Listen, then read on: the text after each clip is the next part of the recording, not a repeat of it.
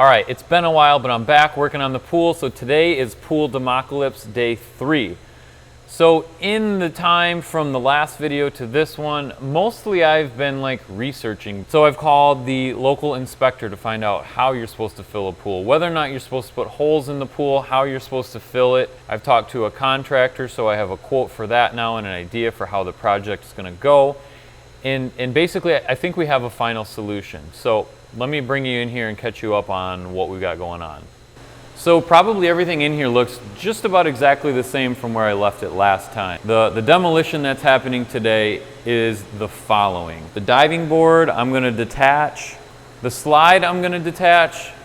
That's eventually going to go to the cottage for the kids to slide down on.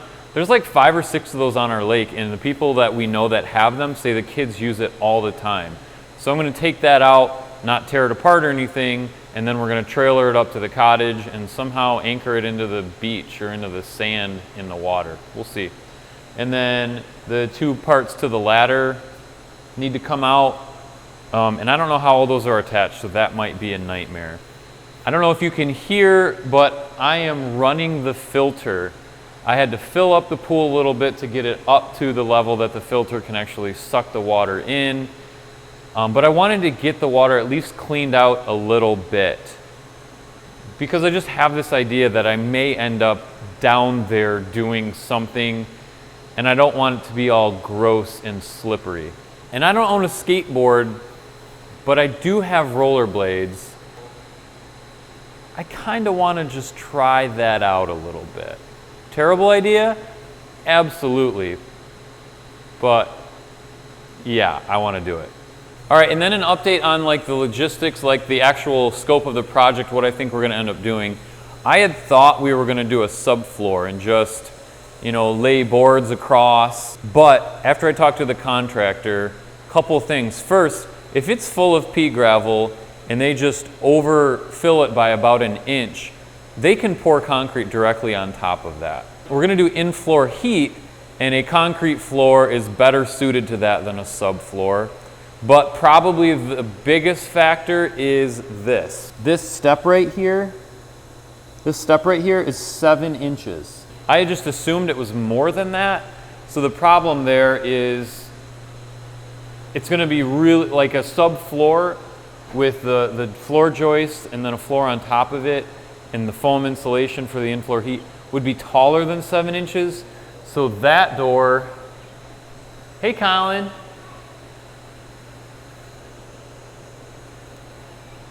And maybe more importantly, these sliders, the floor would be higher than them, and that would just kind of be strange. We might have to move them all up. And the rest of the house is a poured floor, or the rest of the basement is a poured floor too. So I think we're just going to go with a poured floor.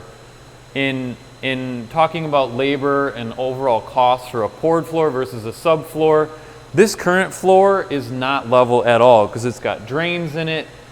So we were kind of talking, me and the contractor, about overall cost, and he didn't really think the concrete would be more expensive anyway. So all that considered, I think the poured floor over the pea gravel is going to be the right solution. So where that leaves me is I still have to get, the diving board, the slides, certain things out so they have a level surface to work on. The white ring around the pool, that concrete, they're going to knock that out because it's a raised lip and that's too high.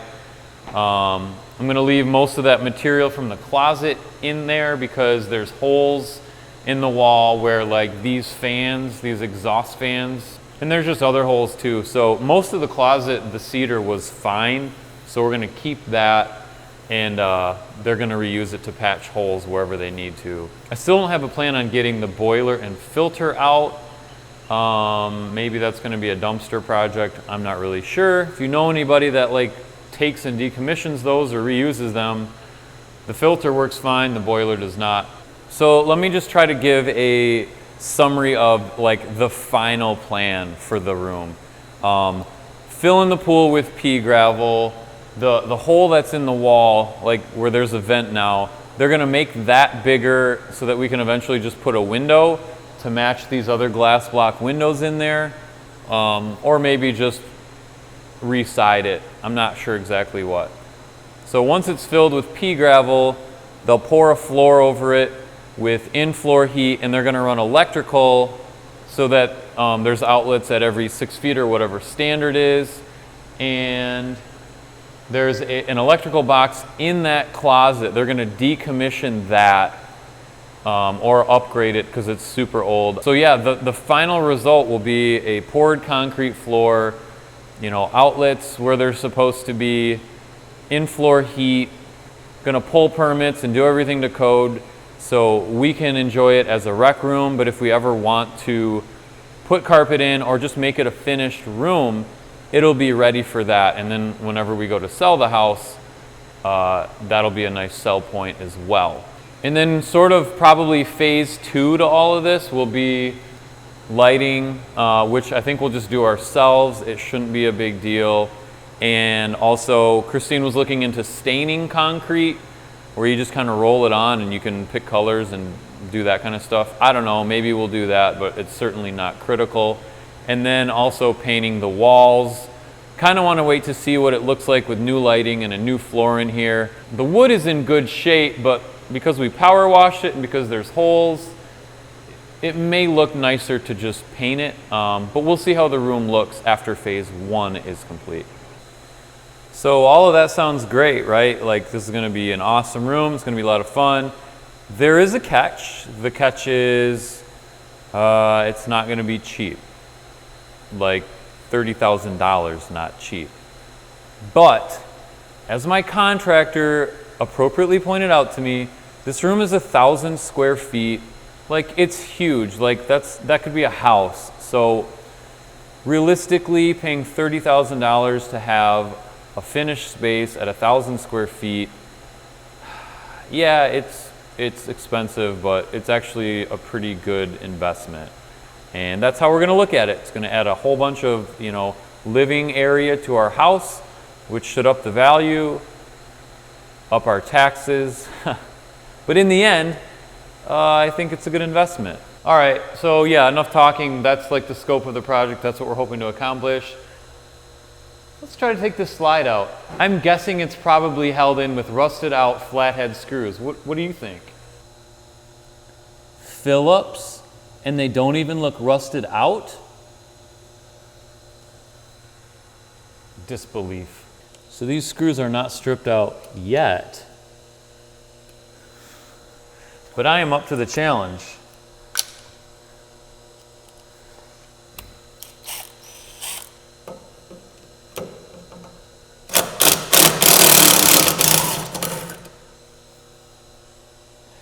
It's a miracle.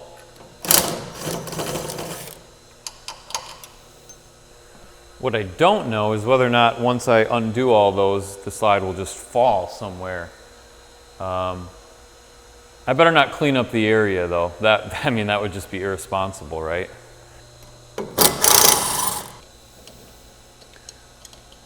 Phillips head screw plus properly fitting drill bit plus hammer drill equals happiness.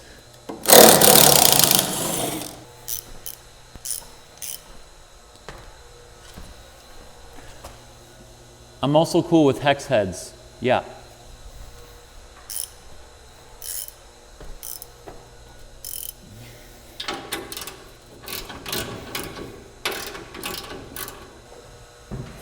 Whoa. It's loose.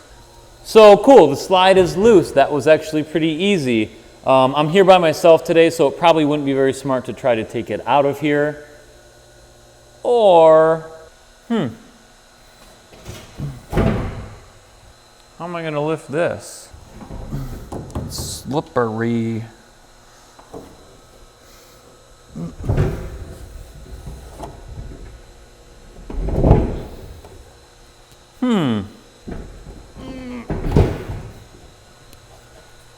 It's definitely heavier than I expected. Probably gonna end up falling in the pool. Good thing I have this giant subwoofer here. If we just shimmy it along. This is a terrible idea.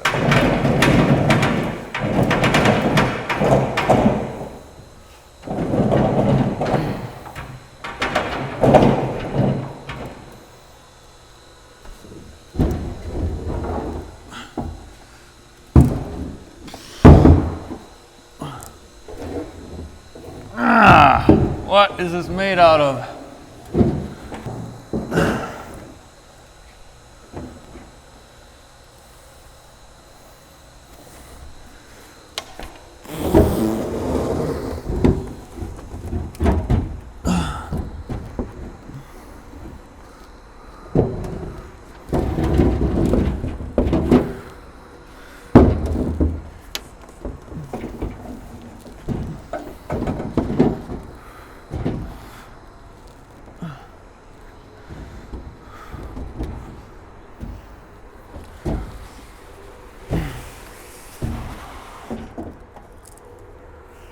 Uh-huh.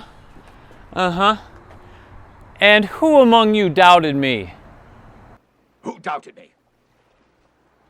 Who amongst us does not belong? You! You! Oh, say it. Say it. I did. Yes, you made a boo-boo. I did. Okay, now we're onto the diving board. And how is that attached to the floor? There's nothing on any of them. So I guess we start with what we do know. There's some bolts under here that are holding the actual board onto those metal mounts. So we'll get the board out of here and then see what we're left with. And that looks very rusty. Oh, goody. Very rusty indeed. This might be a Sawzall job, but we'll just try the bigger wrench first. Bum, bum, bum. Something's turning.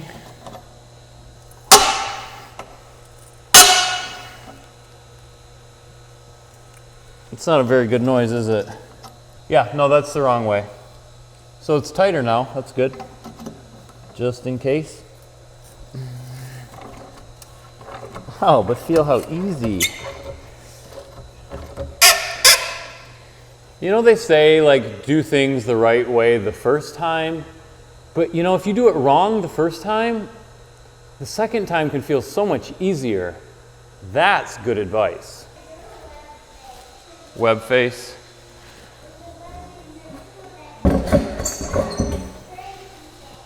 Right.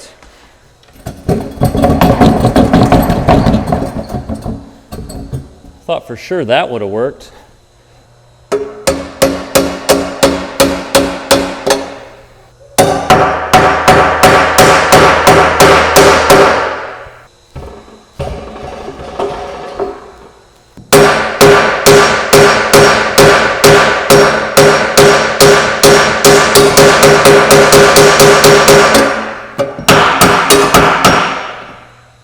Well, this is fun and all, but I think this might be more fun, except I don't have the right blade with me.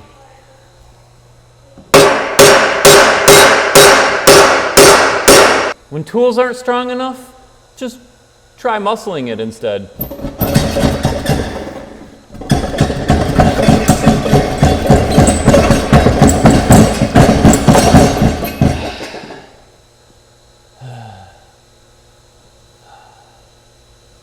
Or go get the right saw blade and cut it.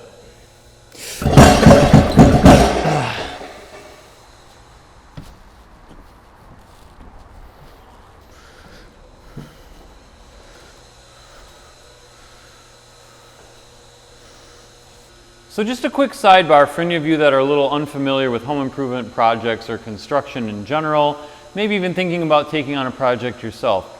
Here's a sequence that will happen guaranteed on every single project you do at least once. Start with a problem. One of the two bolts that holds the diving board in is bent, so I can't get it out. You look around and you find the quickest, what may appear to be the easiest solution. A crowbar and a hammer, and you just go at the thing with brute force.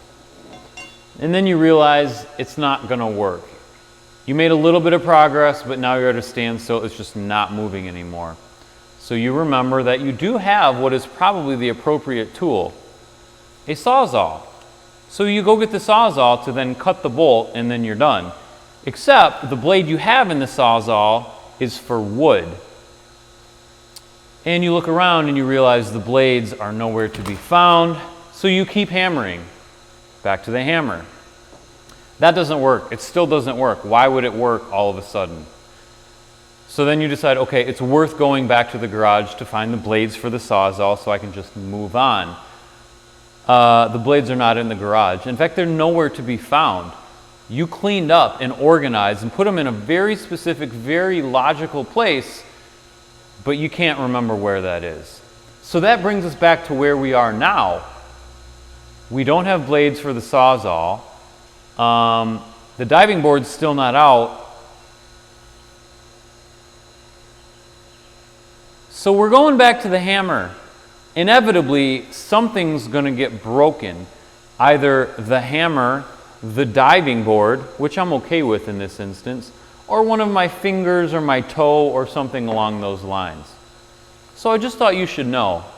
You can pretty much guarantee, you can pretty much count on this happening.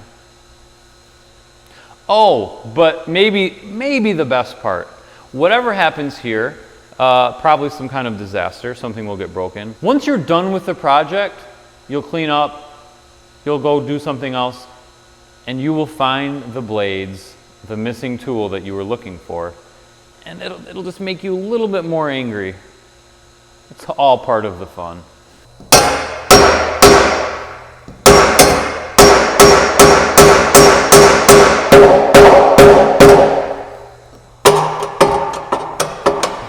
You might even try just hammering through the bolt. Yeah, because that's going to work. So when truly everything has failed, there's always the different and probably stupider brute force method. That's what we're going to try now. Use leverage to break the bolt.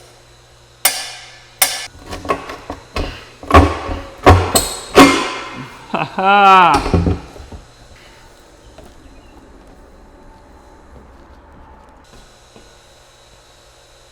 Now what? This has to be poured in with the floor. There is nothing visible. Brute force, here we go. It's just metal and concrete. Almost. Oh, I'm standing on it.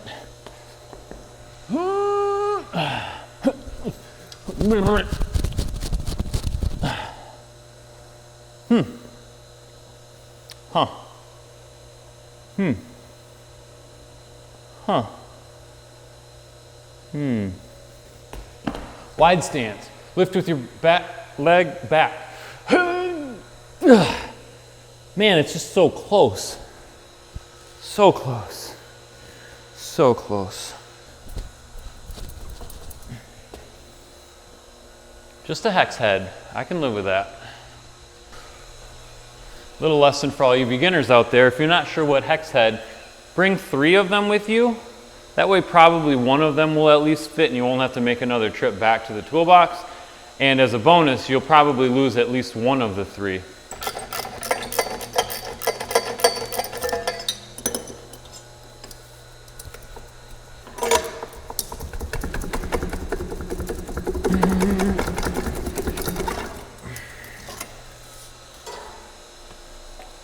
Why didn't that work on the diving board?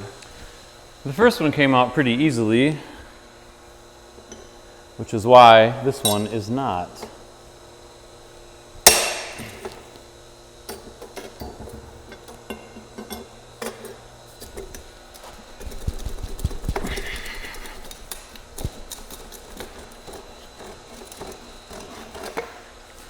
All right.